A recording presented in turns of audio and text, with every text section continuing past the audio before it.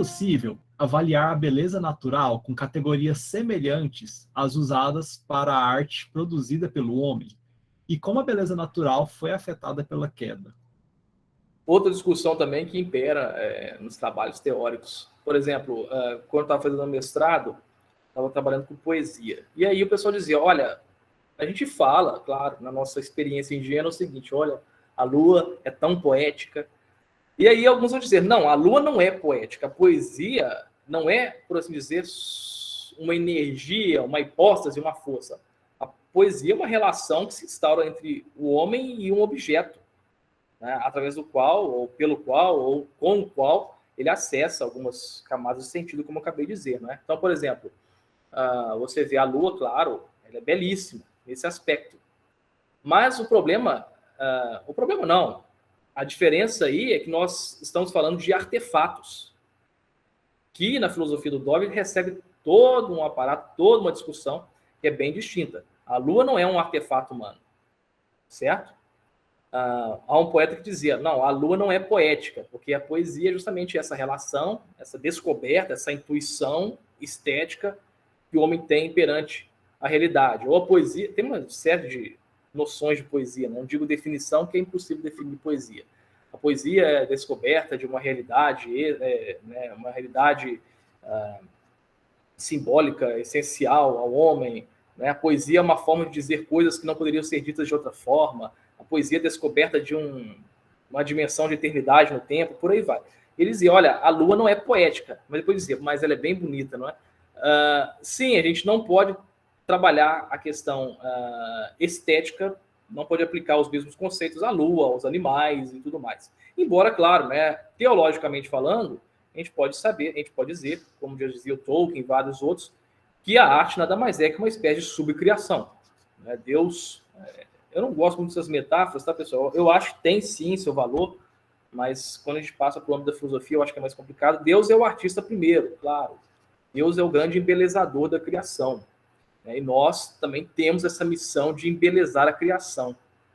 O Peter Leithart diz muito isso, eu concordo plenamente. Nós temos o dever de embelezar a criação, de modo que o mundo sai do Éden, sofre sim a queda, mas depois termina numa cidade, ou seja, há aí uma maturação cultural, há uma transformação cultural, há um embelezamento.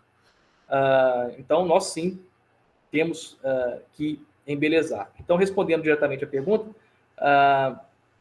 eu creio que não podemos aplicar os mesmos conceitos ou as mesmas falas que aplicamos, por exemplo, para um poema, para um filme, para uma pintura, e utilizarmos isso para a lua, por exemplo. Né? Voltando um pouquinho ao Servel, ele diz uma coisa interessante também, olha, o artista, ele olha para as coisas de maneira imaginativa, atenção, não é teórica, nem é como na experiência ingênua, ele olha imaginativamente para algo e ele tenta vivenciar, né, ou viver nos múltiplos sentidos desta coisa, certo? Ao mesmo tempo que ele absorve as nuances, as periferias, os detalhes, os elementos, e depois, simbolicamente, ele pega tudo isso e transforma, por assim dizer, numa totalidade una ou numa unidade total. Vocês escolham aí. Né? Pode ser as duas coisas, uma unidade total ou numa totalidade una. E aí a gente entra a questão, não é? Mais teológica, de que sim, a queda, ela não só empobreceu, mas ela tornou a criação mais feia, né? Embora subsista, sim, muito de beleza na criação.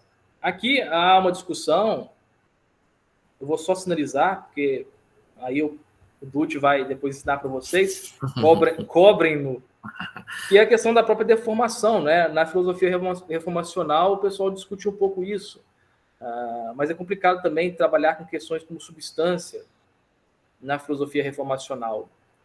Por exemplo, animais carnívoros estavam previstos na criação? Eu tenho uma posição pessoal sobre isso, tal. Não acho que seja uma questão também central à fé, acho que é diafórica.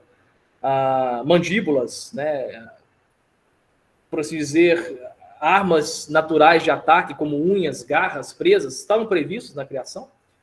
Ou são consequências do pecado?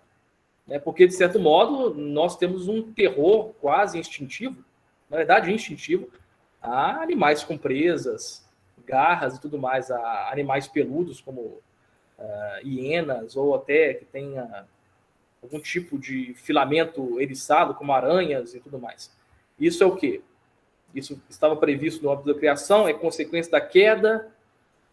Sinceramente, né, eu tenho uma resposta pessoal, não uma resposta formulada teoricamente, mas certamente a criação foi sim empobrecida, e vou criar aqui um neologismo, enfeiada pela queda. Muito bom, né? Ainda me deixou aí com um belo de um trabalho, uma bela de uma bomba para resolver, né? Mas muito bom, muito bom.